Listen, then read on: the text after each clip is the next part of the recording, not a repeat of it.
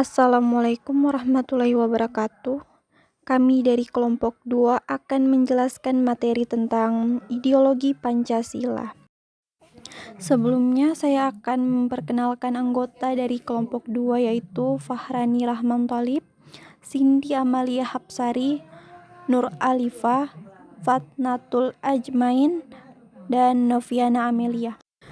Kami akan membahas tentang pengertian ideologi Pancasila, makna ideologi Pancasila, fungsi ideologi Pancasila, dimensi ideologi Pancasila, dan nilai-nilai ideologi Pancasila.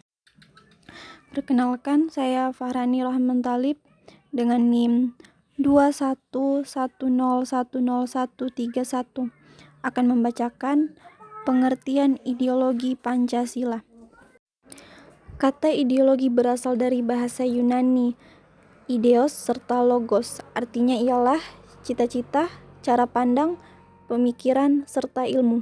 Dengan begitu, ideologi Pancasila bisa diartikan sebagai suatu seperangkat ide maupun cita-cita agar menentukan keyakinan dan cara berpikir untuk mewujudkan suatu tujuan dengan berlandaskan pada 5 sila di dalam Pancasila. Ideologi berada dalam tataran ide, cita-cita, ataupun gagasan. Pada penerapannya, tiap tindakan individu sebagai bagian dari bangsa harus dipandu, didorong, serta diarahkan oleh ide dan cita-cita sehingga membentuk suatu ideologi Pancasila. Perkenalkan, nama saya Noviana Amelia dengan nomor induk mahasiswa 211010137. Saya akan menjelaskan mengenai makna ideologi Pancasila.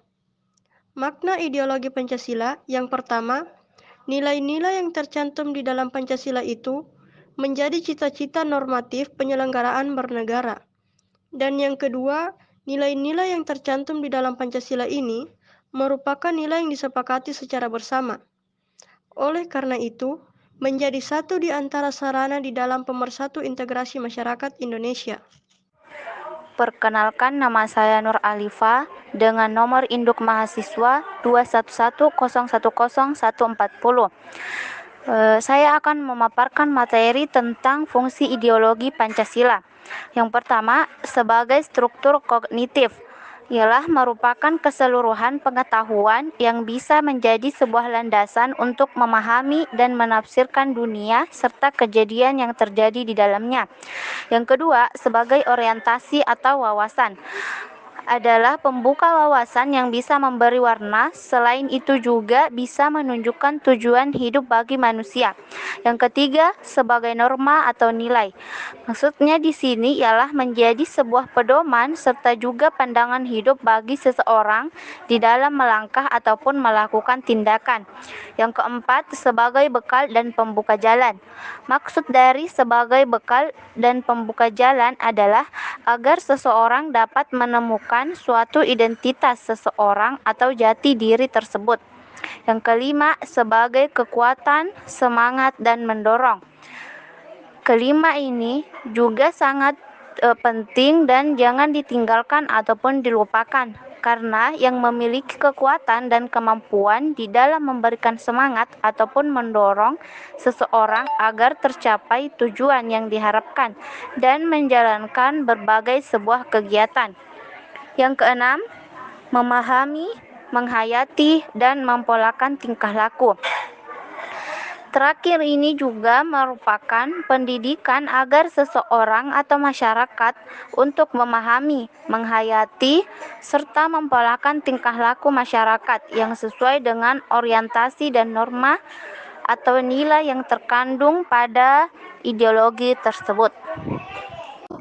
Perkenalkan, nama saya Fatnatul Ajmain, NIM 211010139. Di sini saya akan menjelaskan mengenai 3 dimensi ideologi Pancasila.